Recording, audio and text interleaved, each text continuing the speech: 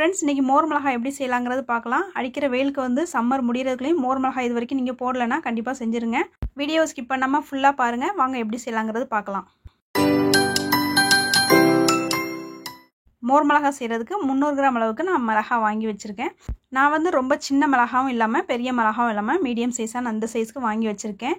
நீங்களும் இந்த சைஸ்க்கு பார்த்து வாங்கி வச்சுக்கோங்க. இந்த சைஸில் எங்கே விற்றாலுமே நீங்கள் உடனே வாங்கி மோர் மிளகாய் போட்டுருங்க. இதுதான் அதிகமாக காரம் இல்லாமல் இருக்கும், கரெக்டாகவும் இருக்கும் மோர் மிளகாய் செய்கிறதுக்கு. ஃபஸ்ட்டு மிளகாவை நல்லா வாஷ் பண்ணிவிட்டு கொஞ்சம் ஈரத்தெல்லாம் ட்ரை பண்ணி வச்சுக்கோங்க. நெக்ஸ்ட்டு பார்த்திங்கன்னா இதை வந்து கத்தி வச்சு இந்த மாதிரி கீறி விட்டுக்கோங்க. நான் வந்து இந்த மிளகாவோட ஓரத்துலேருந்து பாதி அளவுக்கு மட்டும் கீறி எடுத்துக்கிட்டேன்.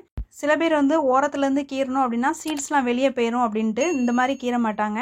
சென்டரில் மட்டும் பாதி அளவுக்கு கீறிப்பாங்க. ஸோ பார்த்திங்களா, உங்களுக்கு வந்து எப்படி வசதி இருக்கோ அதுக்கேற்ற மாதிரி நீங்கள் பார்த்துக்கோங்க. நான் வந்து ரொம்ப கம்மியான அளவில் தான் மிளகாய் எடுத்து வச்சுருக்கேன். சப்போஸ் உங்களுக்கு ஜாஸ்தியாக தேவைன்னா 1/2 kgலேருந்து 1 kg உங்களுக்கு எவ்வளோ தேவையோ அந்த அளவுக்கு நீங்கள் எடுத்து வச்சுக்கிடலாம். பிகினர்ஸ்க்கு பார்த்திங்கன்னா ஃபஸ்ட்டு இந்த மாதிரி கொஞ்சமாக செஞ்சு நீங்கள் ட்ரை பண்ணி பாருங்கள். அப்புறம் உங்களுக்கு நல்லா வந்துச்சு அப்படின்னா நீங்கள் எக்ஸ்ட்ரா நிறையவே போட்டு நீங்கள் செஞ்சு பாருங்கள். மிளகாய் எல்லாத்தையுமே கீறியாச்சு. நெக்ஸ்ட்டு பார்த்திங்கன்னா இதில் வந்து கொஞ்சமாக உப்பு சேர்த்துக்கிடுறேன். உப்பு வந்து ஜாஸ்தியாகவே சேர்த்துக்கோங்க. நான் வந்து இந்த அளவுக்கு சேர்த்துக்கிடுறேன். இதில் பார்த்திங்கன்னா கல் உப்பும் சேர்த்துக்கலாம். நான் வந்து இன்றைக்கி தூள் உப்பு சேர்த்துக்கிடுறேன். உப்பு நீங்கள் ஜாஸ்தியாக சேர்க்கும் போது காரம் வந்து கம்மியாக இருக்கும். சின்ன குழந்தைங்க கூட சாப்பிட்லாம், அந்த அளவுக்கு இருக்கும். ஸோ பார்த்திங்கன்னா உப்பு நான் கொஞ்சம் ஜாஸ்தியாகவே தான் சேர்த்துருக்கேன். உப்பு எல்லாமே மிளகாயில் படுற மாதிரி இந்த மாதிரி குலுக்கி விட்டுக்கோங்க. இதை நல்லா குலுக்கி விட்டுட்டு ஒரு 2 மணி நேரம் 3 மணி நேரத்துக்கு அப்படியே ரெஸ்ட்டில் விட்டுருங்க.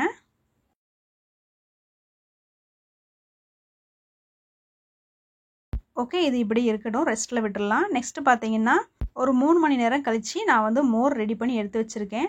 இதில் பார்த்திங்கன்னா ஒரு 250 ml அளவுக்கு, அதாவது 1/4 லிட்டர் அளவுக்கு தயிர் எடுத்துகிட்டு அதிலே 1/4 லிட்டர் அளவுக்கு தண்ணியும் சேர்த்துருக்கேன். சரிசமமாக சேர்த்துருக்கேன். இதில் பார்த்திங்கன்னா நீங்கள் வந்து மோர் வந்து ரொம்ப தண்ணியாயிராமல் பார்த்துக்கோங்க. ரொம்ப தண்ணியாக இருக்கக்கூடாது. நம்ம குடிக்கிற ஸ்டேஜை விட அதுக்கு முந்தின ஸ்டேஜ் கொஞ்சம் திக்காக இருக்கும்ல, அந்த ஸ்டேஜுக்கு நீங்கள் வந்து மோர் வந்து நல்லா பீட் பண்ணி மிக்சியில் நல்லா பீட் பண்ணி நீங்கள் எடுத்துக்கோங்க. நான் இப்போ வந்து மோரை வந்து மிளகாவோட ஆட் பண்ணிட்டேன். ஒரு 3 மணி நேரத்துக்கு பிறகு வந்து மிளகாவோட நீங்கள் மோரை ஆட் பண்ணிக்கோங்க. மோரில் வந்து மிளகா மூழ்கி இருக்கிற அளவுக்கு இருக்கிற மாதிரி பார்த்துக்கோங்க.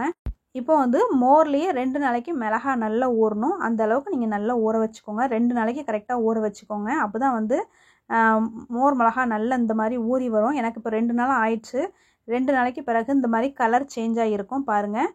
இப்போ அந்த மிளகா வந்து நம்ம காய வச்சிடலாம். மிளகாவை மோர்லேருந்து நல்லா ஃபில்டர் பண்ணி எடுத்துக்கோங்க. எடுத்துகிட்டு நம்ம வெயிலில் போயிட்டு நல்லா காய வச்சிடலாம். இப்போ அடிக்கிற வெயிலுக்கு வந்து ரொம்ப சீக்கிரமாகவே காஞ்சிடும். ஸோ பார்த்திங்கன்னா மோரில் மிளகா ஊறுறதுக்கு தான் 2 நாள் நமக்கு டைம் எடுத்துக்கிட்டோம். மிளகா காய வச்சு எடுக்கிறதுக்கு ஒரு 2 நாள், அவ்வளோதான். ரொம்ப சீக்கிரமாகவே முடிஞ்சிடும். இந்த மாதிரி எல்லா மிளகாவையும் ஃபில்டர் பண்ணி வச்சுட்டு பேலன்ஸ் உள்ள மோரை வந்து மூடி வச்சுக்கோங்க.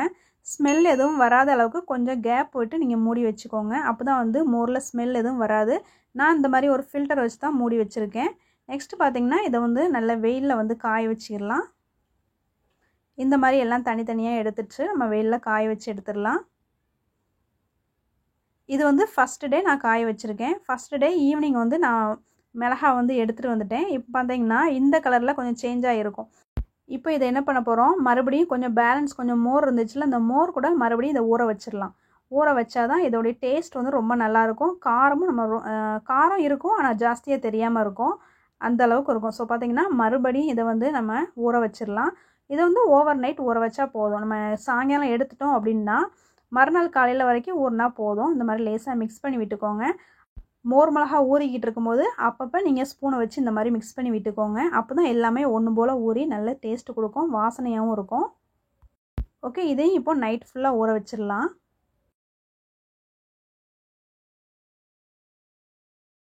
ஓகே, இந்த மாதிரி மூடி வச்சுக்கோங்க. நான் வந்து கேப் இருக்கிற அளவுக்கு ஒரு ஃபில்டர் வச்சு தான் மூடி வச்சுருக்கேன். ஸோ பார்த்திங்கன்னா அதுக்குள்ளே எதுவுமே போகாத அளவுக்கு நான் மூடி வச்சுருக்கேன். இது பார்த்திங்கன்னா மறுநாள் காலையில் நீங்கள் திறந்து பார்த்துட்டு மறுபடியும் இதை ஃபில்டர் பண்ணி நீங்கள் காய வச்சுருங்க வெயிலில் போயிட்டு. இதுக்கு மேலே நீங்கள் மோரில் ஊற வைக்கணும்னு தேவையில்லை. 2 ட்ரிப்பு நீங்கள் ஊற வச்சு இந்த மாதிரி எடுத்தாலே போதும். இதுக்கு மேலே நீங்கள் மிளகாவை மோரில் ஊற வைக்கணும்னு தேவையில்லை. இதுக்கு பிறகு வந்து நீங்கள் வெயிலில் கண்டினியூஸாக இதை காய வச்சுருங்க. நல்லா காஞ்சதுக்கு பிறகு இந்த மாதிரி எடுத்துக்கோங்க. எனக்கு வந்து நல்லா காஞ்சிச்சு, இதுக்கு மேலே காயணும்னு தேவையில்லை. பாருங்கள், நான் உடைச்சி காமிக்கிறேன். பாருங்கள், இந்த அளவுக்கு நல்லா காஞ்சிருக்கணும். இந்த அளவுக்கு காஞ்ச பிறகு நீங்கள் வந்து இதுக்கு மேலே காய வைக்கணும்னு தேவையில்லை. இப்போ இதை வந்து பொரிச்சு காமிச்சிடுறேன். ஒரு சின்ன கடாயில் கொஞ்சமாக எண்ணெய் விட்டுக்கோங்க. மிளகா மூழ்கிற அளவுக்கு எண்ணெய் விட்டுக்கோங்க. ஸ்டவ்வை சிம்மில் வச்சுட்டு இந்த மாதிரி லேசாக வறுத்து விட்டுக்கோங்க. கலர் சேஞ்ச் ஆகி வந்தோடனே எடுத்துக்கலாம்.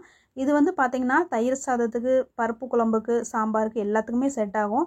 முக்கியமாக பார்த்திங்கன்னா பழைய சாதத்தில் தயிர் விட்டு நல்லா பிசைஞ்சு இந்த மோர் மிளகாவை சைடிஷாக வச்சு சாப்பிடும்போது டேஸ்ட் வந்து வேறு லெவலில் இருக்கும். கண்டிப்பாக ட்ரை பண்ணி பாருங்கள். ட்ரை பண்ணி பார்த்துட்டு எப்படி இருந்துச்சுன்னு சொல்லுங்கள். ஃப்ரெண்ட்ஸ், இந்த சம்மரில் இன்னும் நீங்கள் மோர் மிளகா செய்ய ஆரம்பிக்கலைன்னா இன்றைக்கே போயிட்டு நீங்கள் செய்ய ஆரம்பிச்சிருங்க. கண்டிப்பாக ட்ரை பண்ணி பாருங்கள் ஃப்ரெண்ட்ஸ். ட்ரை பண்ணி பார்த்துட்டு எப்படி இருந்துச்சுன்னு சொல்லுங்கள். மோர் மிளகா வந்து ரொம்ப அட்டகாசமாக மொறுமொறுன்னு ரொம்ப நல்லா இருந்துச்சு. குழந்தைங்க சாப்பிட்ற அளவுக்கு காரமும் லிமிட்டாக தான் இருந்துச்சு. ஏன்னா அந்தளவுக்கு நம்ம ஊற வச்சுருந்தோம். நீங்கள் ஊற வைக்க காரமும் கம்மியாக இருக்கும். ஸோ பார்த்திங்கன்னா அதுக்கேற்ற மாதிரி உங்களுக்கு ஏற்ற மாதிரி நீங்கள் வந்து ஊற வச்சு எடுத்துக்கோங்க. ஃப்ரெண்ட்ஸ், இதில் ஏதாவது டவுட் இருந்துச்சுன்னா கமெண்ட்டில் கேளுங்க. என்னுடைய சேனலை நீங்கள் ஃபஸ்ட் டைம் பார்த்துட்ருக்கீங்கன்னா மறக்காமல் சப்ஸ்கிரைப் பண்ணிவிட்டு பாருங்கள். வீடியோ பிடிச்சிருந்துச்சுன்னா லைக் பண்ணிக்கோங்க. நான் மறுபடியும் வேறு ஒரு ரெசிபியில் உங்களை மீட் பண்ணுறேன். இது வரைக்கும் நீங்கள் வீடியோ வாட்ச் பண்ணதுக்கு தேங்க்யூ.